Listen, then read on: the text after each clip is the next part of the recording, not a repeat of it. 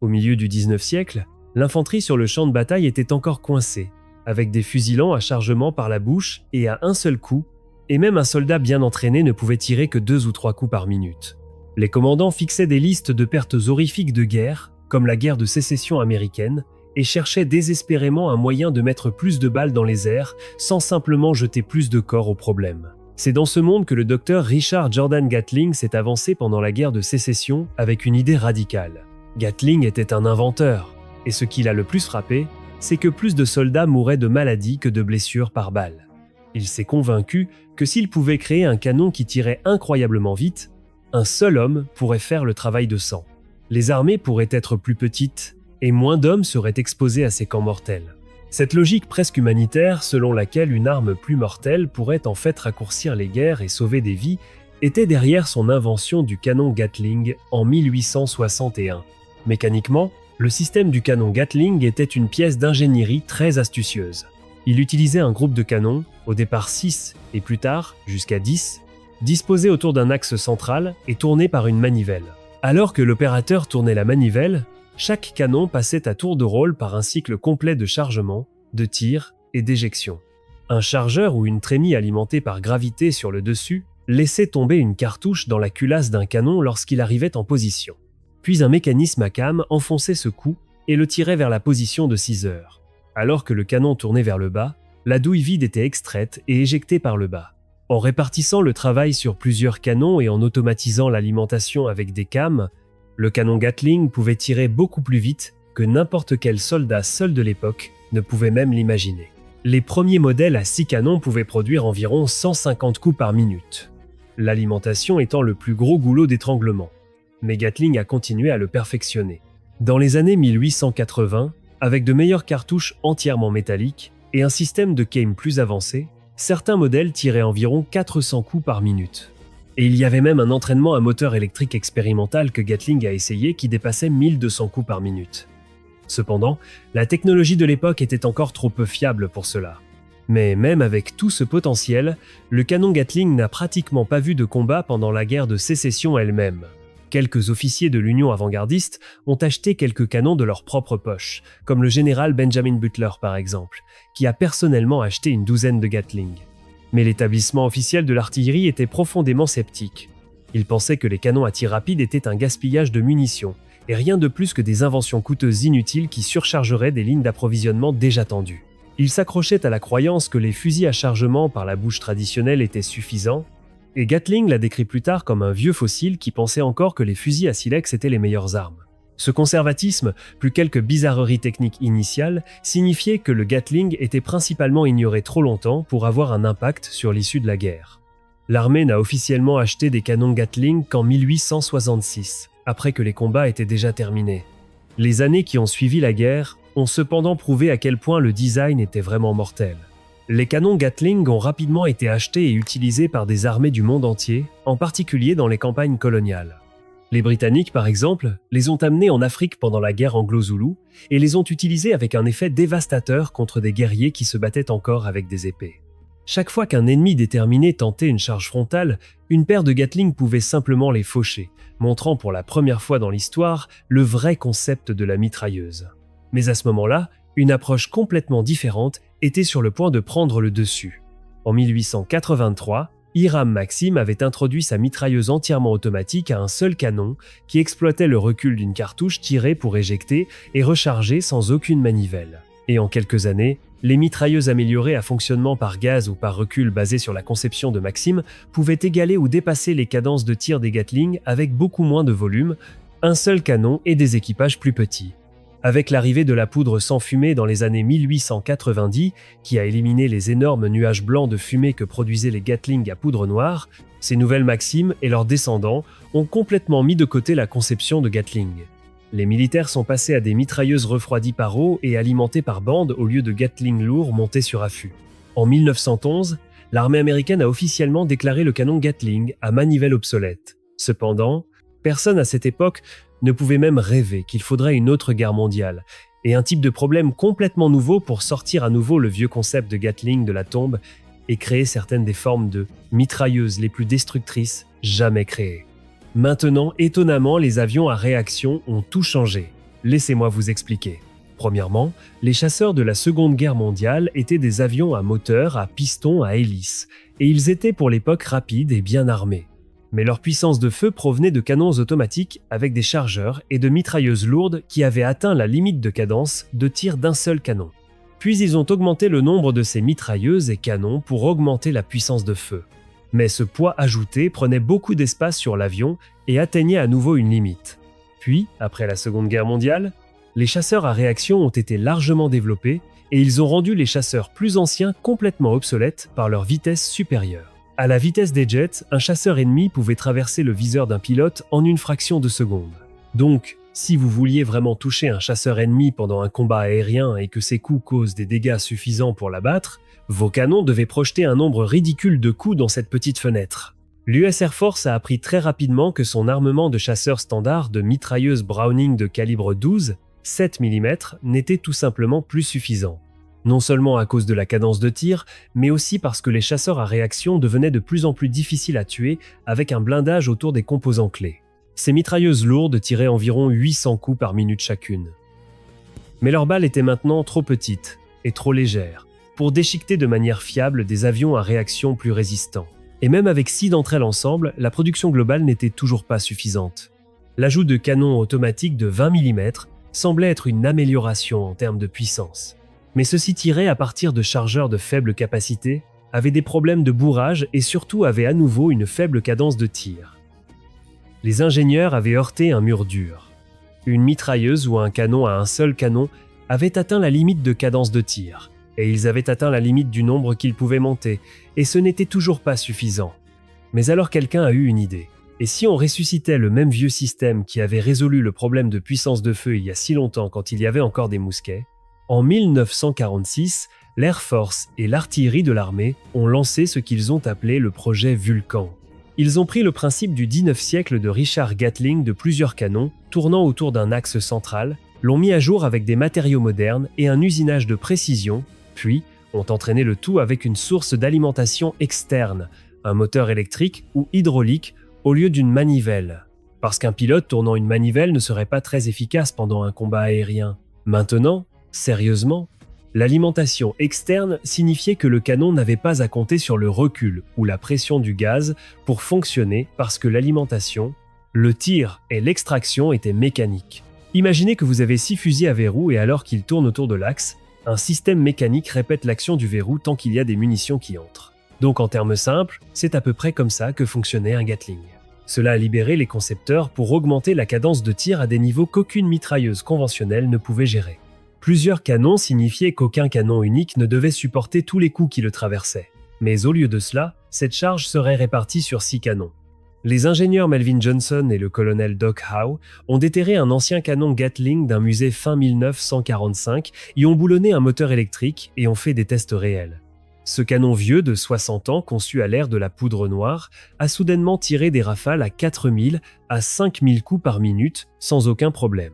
Mis à part les énormes nuages de fumée des munitions de vieux style, le test a été un succès complet et a convaincu les sceptiques que le concept rotatif à alimentation externe pouvait effectivement fonctionner. En 1949, General Electric construisait déjà des prototypes modernes pour avions. Par essai et erreur, le résultat a finalement été le M60 et un Vulcan, un canon rotatif à 6 canons de 20 mm qui allait équiper presque tous les chasseurs à réaction américains pendant des décennies. Il y avait des problèmes de système d'alimentation à résoudre. Mais une fois ceci résolu, le Vulcan a été standardisé et a commencé à apparaître dans les jets de première ligne au milieu des années 1950. En 1950, une version améliorée a atteint l'objectif de 6000 coups par minute, soit 100 coups chaque seconde d'obus de 20 mm, ce qui n'est absolument pas quelque chose dont on peut rire quand ça vient vers vous. Et bien sûr, plus que capable de déchiqueter n'importe quel chasseur à réaction de l'époque. Un pilote pouvait faire un passage de tir très court et saturer quand même l'air devant un ennemi, avec un flux dense d'obus de 20 mm, augmentant massivement les chances de toucher et leur donnant la solution au problème contre lequel ils se cognaient la tête depuis si longtemps. Mais pas seulement ça, il pouvait aussi mitrailler des cibles au sol. Et l'armée a rapidement examiné comment cela pouvait être utilisé au-delà de son rôle original. Une fois que cela a été prouvé en 20 mm, une autre question a naturellement suivi. Si ce système rotatif fonctionnait si bien pour les gros canons sur les chasseurs, pourquoi ne pas le réduire pour que des plateformes plus légères, comme, je ne sais pas, des hélicoptères de transport non protégés, entrant en guerre, puissent également les utiliser? Une version plus petite délivrerait toujours une énorme puissance de feu, mais sous une forme qui pourrait s'adapter à des plateformes où un Vulcan complet de 20 mm serait trop lourd. Cette ligne de pensée a mené directement au 7, 62 x 50 et 1 mm, mieux connu sous le nom de Minigun, effectivement un Vulcan miniature qui tirait des munitions de calibre de fusil. C'est pourquoi mini, mais la puissance qui en sortait n'était définitivement pas mini. En 1962, General Electric avait des prototypes fonctionnels d'une mitrailleuse à 6 canons de 7,62 mm qui pouvait tirer jusqu'à environ 6000 coups par minute, tout comme son grand frère dans les jets. L'armée américaine l'a adopté sous la désignation M734 Minigun et il est entré en service vers 1963 à 64. Après environ un demi-siècle dans la tombe, le concept de Gatling avait été ressuscité d'une manière que Gatling lui-même n'aurait jamais pu imaginer dans ses rêves les plus fous. Cependant, Vulcan et Minigun allaient maintenant pour la première fois être testés en combat lourd, où ils allaient vraiment montrer ce qu'ils pouvaient faire. Ils allaient également évoluer incroyablement à un niveau absurde. Alors, parlons maintenant de cela et de ce qui se passe vraiment quand vous prenez 3 armes tirant 100 coups chacune par seconde, puis vous en mettez 3 côte à côte et les tirez sur l'ennemi. Lorsque les États-Unis ont intensifié leur implication au Vietnam au début des années 1960, ils ont introduit un nouveau type de guerre. Les opérations aéromobiles utilisant des hélicoptères, notamment le légendaire Yuan-Wei, qui était idéal pour transporter rapidement des troupes au combat, dans un terrain où il n'y avait presque pas de route et où les tactiques non traditionnelles de l'armée fonctionnaient réellement. Cependant, au début du conflit, ces hélicoptères n'étaient soit pas armés du tout, soit légèrement armés parce qu'ils pensaient que la vitesse et l'agilité seules seraient une protection suffisante contre le tir au sol. Alerte spoiler, ça ne le sera pas. Il s'avère que la moitié des hélicoptères déployés au Vietnam ont été détruits pour une raison ou une autre, le tir ennemi étant bien sûr une partie importante de cela. Puis quand ils ont réalisé qu'un huet typique transportant des troupes était une cible facile pendant les insertions ou extractions de troupes où ils devaient planer bas au sol, et que même les tirs d'armes légères pouvaient l'abattre, les soldats ont commencé à improviser en ajoutant des mitrailleuses sur les côtés, et bientôt le concept du mitrailleur de porte dédié est né. C'était beaucoup mieux que rien. Mais les mitrailleuses M60 qu'ils avaient tiraient à une cadence de tir modérée d'environ 600 coups par minute. Trop faible et pas assez. Alors quelqu'un a finalement eu l'idée de multiplier cette cadence de tir par 10 et d'essayer ces nouvelles choses appelées miniguns.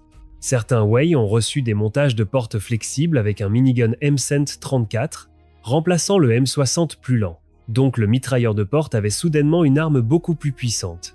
D'autres Wei, les variantes dites de canonnières, avaient des miniguns fixés dans des nacelles latérales ou des tourelles de menton que le pilote pouvait viser. À la fin des années 1960, la configuration standard de canonnière U1 de l'armée était le sous-système d'armement XM-20 et un avec un minigun de chaque côté de l'hélicoptère dans des nacelles ou des montages flexibles à côté de lance-roquettes.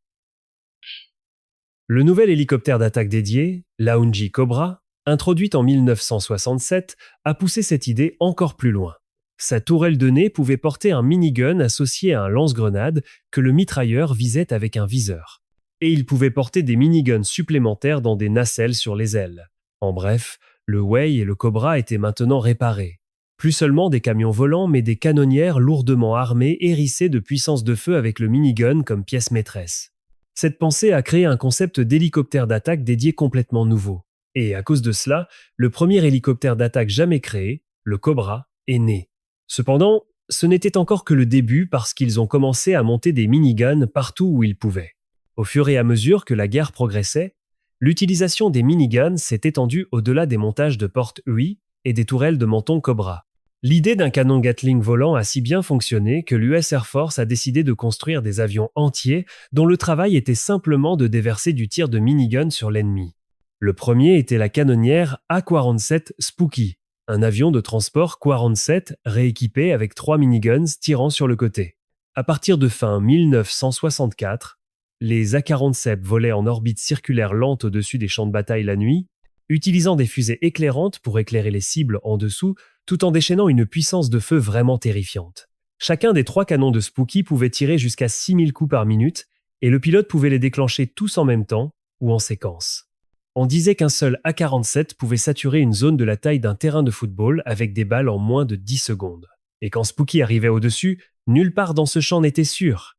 Les troupes américaines assiégées dans des avant-postes reculés acclamaient l'arrivée de Puff le dragon magique, le surnom de Spooky, inspiré par les arcs flamboyants de balles traçantes rouges qui ressemblaient au souffle d'un dragon, parce que la canonnière pouvait orbiter autour d'un village ou d'un périmètre défensif, et littéralement aplanir la jungle avec un tir de suppression. Il y a des récits d'A-47 arrêtant des bataillons entiers du Vietcong dans leur élan pendant les attaques nocturnes où les soldats ennemis soit couraient soit mouraient quand ils étaient pris sous la pluie rouge dévastatrice. D'en haut. Pour le WC, le seul avertissement était un bourdonnement lointain, puis les arcs rouges soudain descendants. Beaucoup ont dit plus tard que c'était l'arme la plus effrayante qu'ils affrontaient, encore pire que les bombardements aériens réguliers parce que ça semblait personnel. Le dragon pouvait vous chasser où que vous essayiez de vous cacher. Le succès de l'A-47 a conduit à des canonnières plus puissantes. En 1968, l'Accent 19 bimoteur est arrivé, et en 1969, l'Accent 30 Spectre quadrimoteur a suivi, chacun transportant encore plus d'armes. L'Accent 30 a finalement monté des canons de 20 mm et 40 mm aux côtés de miniguns, mais l'humble minigun de 7, 62 mm est resté un élément de base de ces canonnières racées pour un soutien rapproché. Dans la jungle dense, rien ne battait la capacité de pulvériser chaque mètre carré d'une zone cible avec des balles. Une anecdote étrange d'un pilote d'A-47 a décrit comment, lorsque tous les canons tiraient la nuit, les flux convergents de traçantes mettaient le feu à la végétation et éclairaient même les soldats ennemis pris à découvert. C'est devenu un spectacle de lumière mortelle qui mettait souvent fin aux combats immédiatement alors que les WC survivants se fondaient simplement dans la peur. L'effet psychologique de Spooky était immense. Le Vietcong a rapidement appris qu'attaquer un avant-poste sous la surveillance d'un A-47 en orbite était un suicide. Et ils ont surnommé ces avions navires dragons. Certains témoignages de prisonniers de guerre du Vietcong disaient que le bourdonnement distinctif d'un minigun et les flux de traçantes rouges serpentants étaient si démoralisants que les unités arrêtaient une attaque dès qu'elles réalisaient qu'un Spooky était au-dessus. Comme un conseiller américain l'a résumé, les troupes ennemies étaient tuées, blessées ou fuyaient terrifiées. De toute façon, ça mettait fin au combat quand une canonnière arrivait.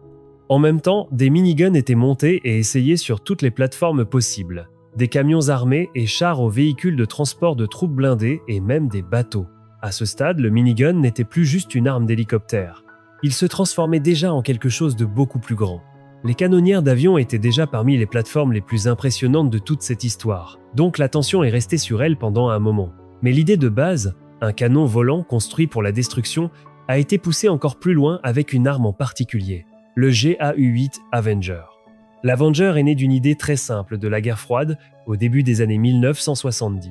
Si l'OTAN allait vraiment arrêter les colonnes de chars soviétiques, elle avait besoin d'un avion tueur de chars dédié. Et cela signifiait commencer d'abord par le canon, puis concevoir l'avion autour de lui. Le programme AX de l'US Air Force a produit l'A-10, et en parallèle, il a commandé un nouveau canon rotatif de 30 mm avec beaucoup plus de punch que l'ancien Vulcan de 20 mm. La conception de General Electric a gagné et est devenue le GO-8A. Et à partir de ce moment, l'A-10 et son canon ont été traités comme un seul système. Pas comme un avion avec un canon simplement boulonné dessus. Physiquement, le système d'armes est énorme. Le canon nu avec ses 7 canons pèse environ 280 kg. Et l'installation complète avec le gros tambour de munitions et le système d'alimentation pèse environ 1800 kg lorsqu'il est entièrement chargé avec environ 1150 coups. C'est environ un sixième du poids à vide de l'A-10 et tout le système d'armes mesure environ 6 mètres de long. Il se trouve dans le nez et l'avion est essentiellement enroulé autour de lui. Le train avant est poussé vers la droite pour faire de la place pour le tambour. Et le canon lui-même est légèrement décalé vers la gauche, mais le canon qui tire réellement traverse la ligne centrale exacte de l'avion. Donc le recul est dirigé directement vers l'arrière le long de l'axe. Si vous retirez tout le système d'armes pendant que l'avion est au sol, l'A-10 doit être soutenu à la queue parce que tant de poids disparaît de l'avant. Le canon est entraîné hydrauliquement et tire des munitions de 30 x 173 mm à partir de ses 7 canons rotatifs. En service, il fonctionne à environ 3900 coups par minute. Il faut une fraction de seconde pour monter en vitesse. Donc la première pression sur la gâchette envoie peu, être 50 coups dans la première seconde. Puis il se stabilise à environ 60 à 70 obus par seconde. Chaque obus a la taille d'une petite bouteille pas d'une balle de fusil. Balistiquement, le système est optimisé pour environ 1200 mètres de portée oblique, avec l'A10 en piqué d'environ 30 degrés. À ce stade, les projectiles quittent les canons à environ 1000 mètres par seconde, avec plusieurs fois l'énergie cinétique d'un obus Vulca de 20 mm. En termes simples, c'est un canon anti-char volant. Les munitions sont là où réside le vrai pouvoir mortel. Le GAE-8 utilise une famille de munitions de 30 x 173 mm conçue pour lui et pour le système naval Goalkeeper. Les principaux obus de guerre sont des perforants incendiaires avec un pénétrateur en uranium appauvri et des explosifs hautement incendiaires pour les cibles plus molles. Il y a aussi des munitions d'entraînement qui correspondent à la balistique pour l'entraînement. Le pénétrateur en uranium appauvri est une tige dense qui reste très stable en vol et est pyrophorique, ce qui signifie qu'il s'enflamme lorsqu'il traverse le blindage, pulvérisant du métal brûlant et des fragments à l'intérieur du véhicule au lieu de simplement percer un trou net. L'obus HEI est construit pour se fragmenter et s'enflammer, donnant des effets de souffle et incendiaires contre les camions, l'infanterie, les sites radars, les dépôts de munitions et les bâtiments. Au combat, ces différents obus sont généralement chargés dans une bande de mélange de combat fixe, généralement 4 obus en uranium appauvri pour chaque obus HEI. De cette façon, chaque pression sur la gâchette envoie à la fois des effets perforants et explosifs à portée sans que le pilote ait à changer de bande. Une charge de guerre typique est d'environ 1150 obus mélangés dans le tambour, même si la capacité maximale est plus élevée. Si vous mainteniez simplement la gâchette, toute cette charge pourrait disparaître en moins de 20 secondes. En réalité, les pilotes d'A10 tirent généralement de courtes rafales de 50 à 100 coups pour contrôler l'utilisation des munitions et l'usure du canon. L'utilisation de douilles en aluminium et de bandes d'entraînement en plastique réduit le poids des munitions et l'usure du canon, ce qui permet de transporter et de tirer plus de coups à cette cadence. Le système d'alimentation est une grande partie de la raison pour laquelle le GO fonctionne réellement sur un avion. Il utilise une alimentation sans liaison à double extrémité. Les coups réels quittent le tambour, traversent le canon, puis les douilles vides sont tirées dans le tambour au lieu d'être jetées. Cela évite que des maillons et des douilles lâches ne frappent la cellule ou ne soient aspirés dans les moteurs. Cela maintient également le centre de gravité de l'avion plus stable, parce que vous ne jetez pas constamment de lourdes douilles vides par-dessus bord. Le canon est évalué à environ 5 millièmes à 80%, ce qui en langage clair signifie qu'à la portée de conception d'environ 1200 mètres, 80% des coups atterrissent à l'intérieur d'un cercle d'environ 12 mètres de diamètre. C'est très serré pour quelque chose qui tire depuis un jet en mouvement à cette cadence. Avec autant de métal sortant du nez, le recul et le gaz étaient des problèmes d'ingénierie majeurs. À pleine cadence de tir, le GO-8 produit de l'ordre de 4500 kg de force de recul, à peu près comparable à la poussée d'un des moteurs de l'A10. Parce que le canon est aligné avec la ligne centrale et se trouve juste en dessous du centre de gravité, le recul pousse directement vers l'arrière au lieu de tordre l'avion, donc le jet ne s'arrête pas en plein vol. Malgré les mythes habituels, en réalité, tirer le canon fait perdre quelques nœuds de vitesse et secoue la cellule. Mais les moteurs produisent toujours plus de poussée totale que le recul. Donc l'A10 continue à voler très bien. Le problème plus sérieux lors des tests était le nuage de gaz du canon. Le GO-8 produit un énorme volume de fumée chaude pauvre en oxygène qui peut être aspiré dans les moteurs à certains angles d'attaque. Les premiers pilotes d'essai ont connu des surtensions et des calages de moteurs à cause de cela. Les correctifs comprenaient des changements dans la façon dont les moteurs gèrent l'allumage pendant le tir et des ajustements pour garder le pire du gaz hors des prises d'air. La combinaison A10 et canon est entrée en service à la fin des années 1970, mais sa réputation a vraiment été faite lors de la guerre du Golfe de 1991. Les Hadis ont effectué des milliers de sorties contre les forces irakiennes, et le GO-8 a été massivement utilisé aux côtés des missiles Maverick et des bombes. Sur le papier, le canon peut pénétrer dans la région de plusieurs centimètres de blindage homogène, laminé à des distances d'engagement typiques, en particulier sur les flancs et l'arrière des chars de l'ère soviétique. En pratique, l'analyse d'après-guerre et les tirs d'essai dédiés ont montré que seule une fraction des coups tirés à des portées réalistes touchaient réellement des cibles de la taille d'un char. C'est normal une fois que vous prenez en compte la dispersion, le mouvement de l'avion, la petite taille de la cible et le tir ennemi. Parmi les coups qui touchaient, les pénétrateurs en uranium appauvri étaient très efficaces contre le blindage latéral et arrière, la suspension et l'équipement externe, produisant beaucoup de destruction de mobilité et de destruction catastrophique sur les véhicules plus légers. Contre le blindage frontal le plus épais des chars de combat principaux de la fin de la guerre froide, les performances étaient plus marginales à moins que les angles d'attaque et les portées ne soient idéaux. Utiliser efficacement le Go-8 force également le pilote dans le danger.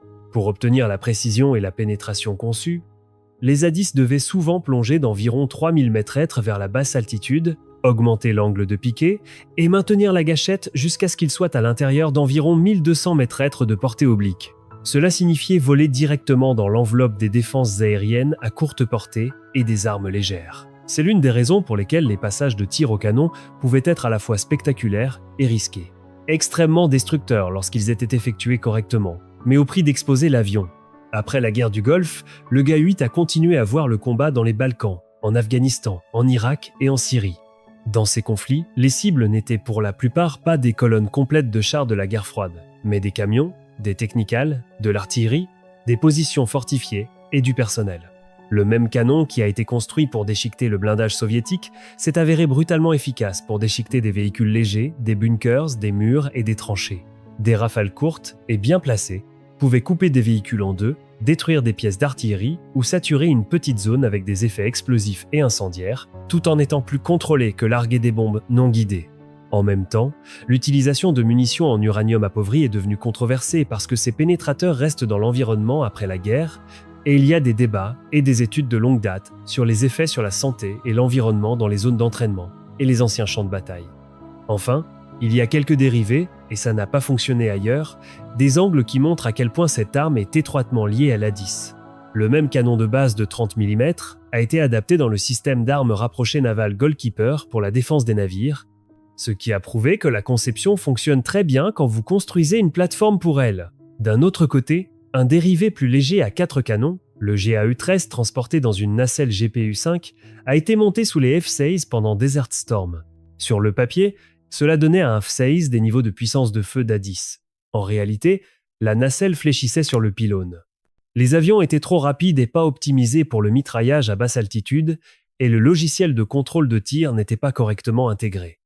La précision était terrible, et l'idée a été abandonnée. Cet échec confirme essentiellement la logique de conception derrière le Warthog. L'Avenger est à son meilleur lorsque l'avion entier est construit pour faire face à son poids, son recul, son gaz et son point idéal balistique au lieu de simplement l'accrocher sous un jet aléatoire. Et l'A-10 est exactement ce genre d'avion.